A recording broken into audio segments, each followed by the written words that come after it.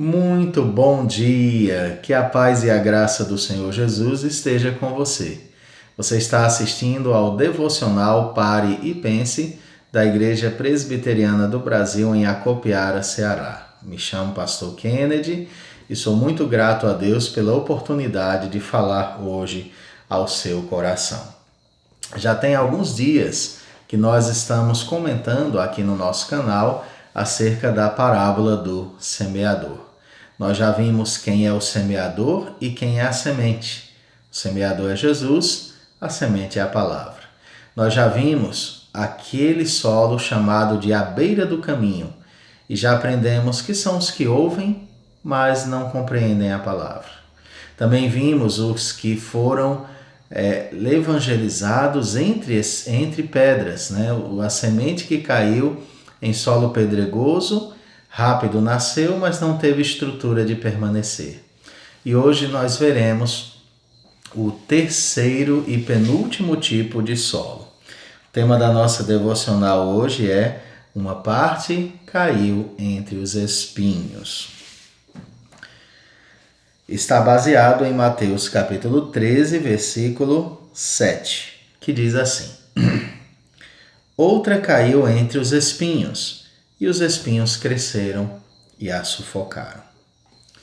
Queridos, conforme eu expliquei no outro dia, aqui mesmo nos nossos vídeos, Jesus Cristo ensinava por meio de comparações para que nem todas as pessoas compreendessem a palavra, mas tinham aquelas que Jesus desejava que entendessem. E dentre estas pessoas estavam os seus discípulos. E Jesus então vai explicar aos seus discípulos o que significa esta parábola. Portanto, no capítulo 13, verso 22, Jesus diz: O que foi semeado entre os espinhos é o que ouve a palavra, porém os cuidados do mundo e a fascinação das riquezas sufocam a palavra e fica infrutífera. Jesus nos fala de alguém que recebeu a palavra, mas essa palavra está infrutífera na sua vida. Como assim, pastor? O que isso significa? Jesus nos fala que uma parte da semente caiu entre os espinhos. E Jesus compara estes espinhos com a fascinação das riquezas e as coisas desta vida. Escute novamente o texto. Os cuidados do mundo e a fascinação das riquezas sufocam a palavra e fica infrutífera. Queridos, já fazem alguns bons anos que tenho servido a Deus como pastor. E eu já fui testemunha ocular do que se passa nesse versículo ensinado pelo nosso Senhor Jesus. Eu conheci pessoas que experimentaram a fé, que creram em Jesus e que se tornaram parte de uma igreja e assim eram bastante atuantes, envolvidos com a igreja. E Deus sempre abençoa ricamente as pessoas que o servem. Quando eu digo ricamente, eu não estou falando de dinheiro, mas Deus costuma, meus queridos, fazer prosperar muitos dos seus filhos que nele creem. As coisas começam a dar mais certo. Se é um jovem, começa então a estudar, a crescer, a conseguir sua profissão. Se é uma pessoa, começa a prosperar no seu trabalho, começa a crescer na sua empresa. Não é que o Evangelho promova a prosperidade, não. Mas muitas vezes Deus faz isso com a nossa vida. Deus nos toma e nós, quando conhecemos a Deus, nós somos um e Deus muitas vezes vai pela nossa vida de oração, pelo nosso testemunho, pela maneira como nos conduzimos, Ele vai ouvindo os nossos clamores e vai nos abençoando e vamos crescendo. E eu conheço muita gente que cresceu na vida e permanece fiel ao Senhor com a mesma alegria de quando era mais humilde financeiramente. Mas, queridos, alguns se deixam levar pela vida. Parece que seguem aquele bordão de uma música muito popular no Brasil. Deixam a vida levá-los, vida leva eles. Então, queridos, alguns começam a querer amar mais o que esse mundo tem a oferecer. e começam a perder a sua alegria e o seu prazer, vejam vocês, pelas coisas de Deus. Não tem mais tempo de estarem na igreja porque estão em um passeio constantemente com suas famílias.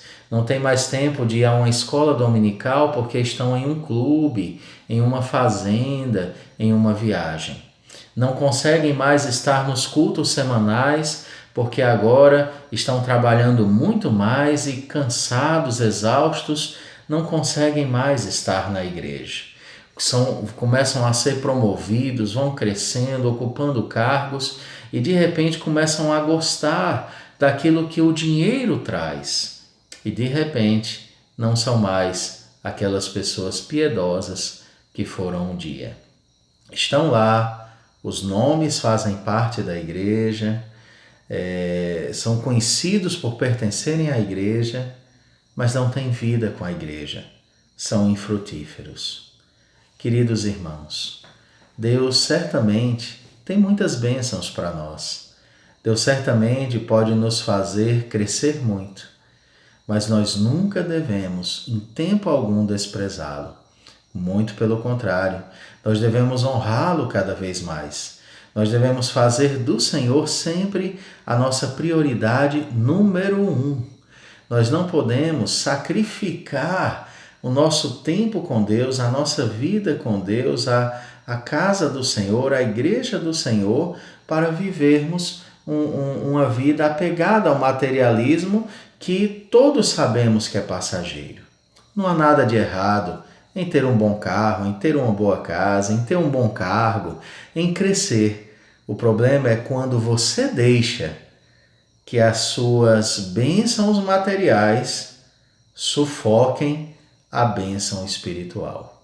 E quando isso acontece, você se torna alguém sem frutos, sem vida, uma árvore que não produz frutos.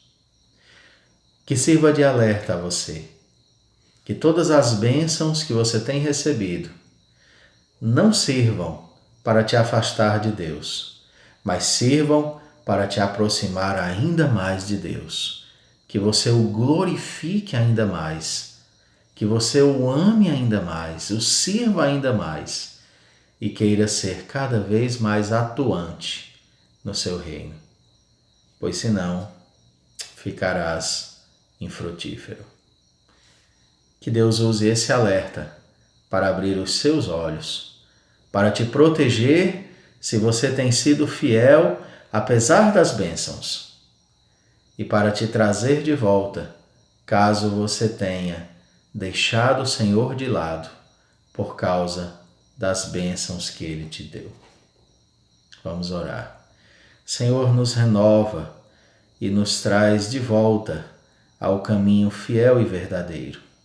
Que todas as alegrias que o Senhor nos tem dado não sejam motivo de que nós nos esqueçamos do Senhor e mantenhamos o olho nas bênçãos.